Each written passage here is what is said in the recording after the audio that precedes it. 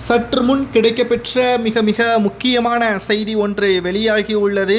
திராவிட முன்னேற்றக் கழகத்தின் தலைவரும் தமிழக முதல்வருமான ஸ்டாலினை செருப்பால் அடிப்பது போல் தமிழக ஆளுநர் RN ரவி அவர்கள் வெளியிட்டுள்ள அறிக்கை திமுகவினருக்கு பேரதிர்ச்சியை ஏற்படுத்தியுள்ளது.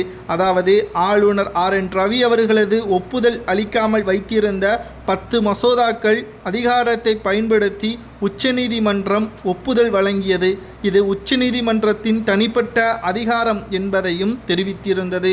முதல் முறையாக மசோதா மீது முடிவெடுக்க ஆளுநர்கள், குடியரசுத் தலைவர்கள் ஆகியோர்களுக்கு காலக்கெடு விதித்ததும் உச்சநீதிமன்றம் வரலாறு படைத்த சாதனையாகவே பேசப்பட்டது. இது தமிழகத்தில் ஆளும் கட்சியினருக்கு கொண்டாட்டமாகவும் இருந்தது.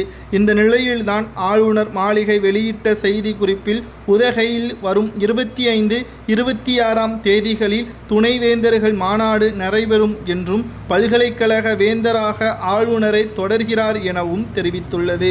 துணைவேந்தர்களை நியமிக்கும் அதிகாரம் மட்டும் அரசிற்கு கொடுக்கப்பட்டுள்ளதாகவும் ஆளுநர் மாளிகை தரப்பு தெரிவிக்கப்பட்டுள்ளது. பல்கலைக்கழக பட்டமளிப்பு விழா துணைவேந்தர்கள் மாநாடு நடத்த ஆளுநருக்கு அதிகாரம் உள்ளது என்றும் கடந்த 3 ஆண்டுகளாக உதகையில் துணைவேந்தர்கள் மாநாட்டை நடத்தி வருவதும் ஆளுநர்தான் என்றும் தற்பொழுது ஆளுநர் மாளிகை தகவல்களை வெளியிட்டிருக்கிறது. அதிகாரமும் ஸ்டாலினுக்கு அதிகாரங்கள் இந்த ஆண்டு முழுவதும் இருப்பது கடினம்தான் என்றும் உச்சநீதிமன்றத்தில் உள்துறை அமைச்சர் அமித்ஷா அவர்கள் மேல்முறையீடு செய்திருக்கிறார். கடைசியாக ஜனாதிபதியவே கேள்வி கேட்கும் அதிகாரங்கள் உச்சநீதிமன்றத்திற்கு கிடையாது என்று தீர்ப்பு வந்துவிட்டால் நிச்சயமாக ஆளுநர் வசம் மீண்டும் அந்த பதவி சென்றுவிடும் என்றும் தற்பொழுது மறைமுகமாக ஸ்டாலினிடம் போட்டியும் போட்டுள்ளார். தமிழகத்தில் ஆளுநரை நியமிக்கக்கூடிய பொறுப்பு ஸ்டாலினுக்கு தற்பொழுது வந்திருந்தாலும் அவர் அந்த விழாவில் கலந்து கொள்ள முடியாது. ஆளுநர் தான் பதவியேற்று வைப்பார் என்ற தகவல் தற்பொழுது கிடைக்கப்பெற்றுள்ளது.